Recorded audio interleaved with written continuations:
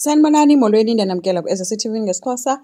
Yeyi ukwenza kaGowi ke guys, uthe ke esameni uSibongile, uSibongile ebesembona uba akekho right, ebesembuza uba kwenzeka ntoni. Hayi ukwenza uyabebitheka nje, uthi zininzi into eyenzekayo until ke bade babe bangena emotweni ke amcacisele ke into yoba uNomalanga abengakhulelwanga kwayena lonke eli xesha nje bemenza isibhanxa.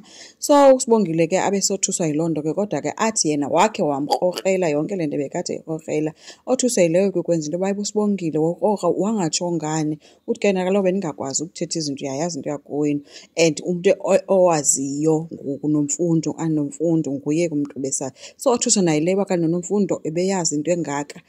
Ebesesithi ke uSibongile ke ewe kaloku ekugqibeleni besingekho nto singakwazi thina ukuyithetha, and ukwenza uyayazi into yoba kowabo bebengeke bayimame into esuka kubasebenzi, but ke usefuna nje ukuphusha nje i-blame kuSibongile. So utshilo into yoba hayibo wena yonke le nto yi-fault yakho ke Sibongile, i-fault yakho. Uthi omnye kanjani uba ibe yi-fault yam? Nguwe mos umndoda apha, nguwe umntu odisayide ukutshata, umntu ofuna ukumtshata. So utsho kanjani uba yi-fault yam? Wabe sithi ukwenza uphume emotweni yam, yi-fault yakho yonke le, ndicela uphume.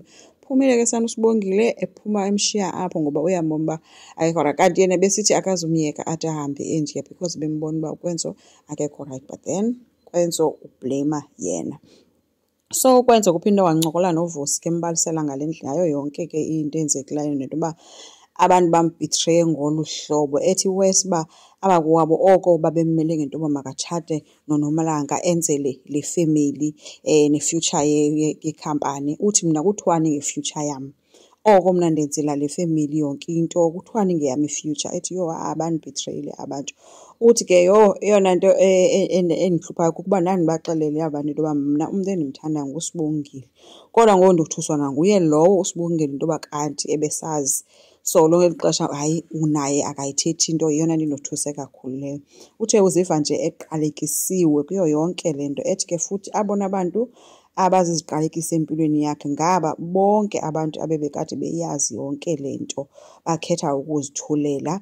UVusi ke ummele ngento elithi njena amaxesha afana nala ayafika kodwa ayagqitha. So ke ukwenza akakayiqondi into yoba kwalo kungenzeka uba uyazi. So uyinto nje uVusi ethuleyo endwanyileyo ngoba kaloku ngoku uyayiqonda uba zizamkhalela naye xa sele uKwenzo esazi into yoba abantu bebesazi naye uselistini, ngoba ukhala kuye kodwa still akamxeleli nangoku into yoba nam bra bendiyazi le nto akatsho.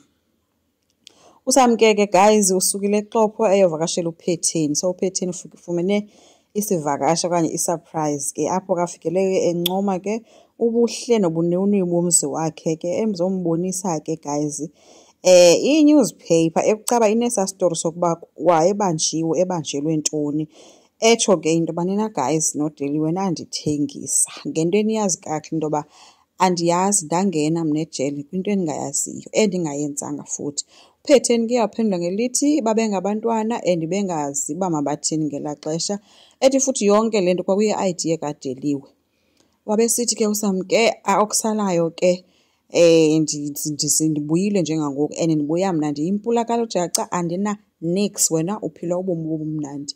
Wabesithi ke uPhetheni ufuna ntoni, ufuna malini, ndiza kunika yonke into oyifunayo yitsho.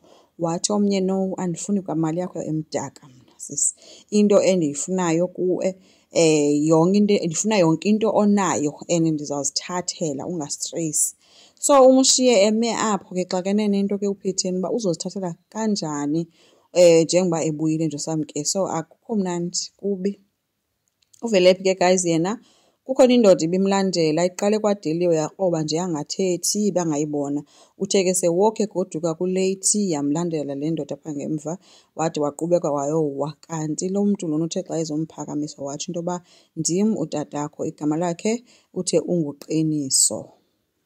uPhetheni ke guys ubonakala encokola nonjengaye emxelela into yoba ufuna balungise umtshato wabo yena. Uthe kuzawufuneka unjengaye athengise laa ndlu kaNomfundo. Wala ke unjengaye sithi ulibele na uba nonyana phaa, kaloku likhaya likaThemba eliya, uzokwenza njani yena? uPhetheni uthe kulungile, uThemba uzozohlala nathi apha.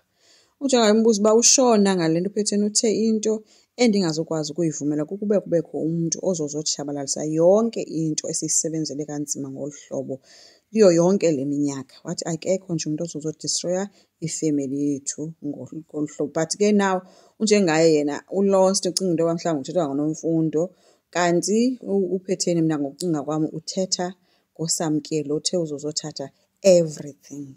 Asazi ke kodwa izawucaca ngendlela. uJabu ke guys ubonakele ehleli nodadewabo apho bekuhlekwa khona ke intsini, emxelela uba yena semfumene umntu olapha kwintende yesandla sakhe, apha kwipalm yesandla sakhe.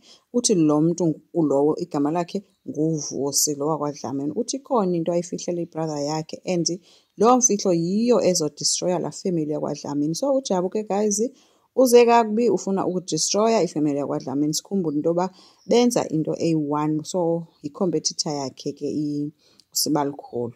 So ke ufuna ukuba destroya ke but uzawusebenzisa uVusi. Asazi ke guys uba isiphatheleni yonke le nto. Enkosi, ngicela subscribe, silike, singakhomenta futhi. Bye.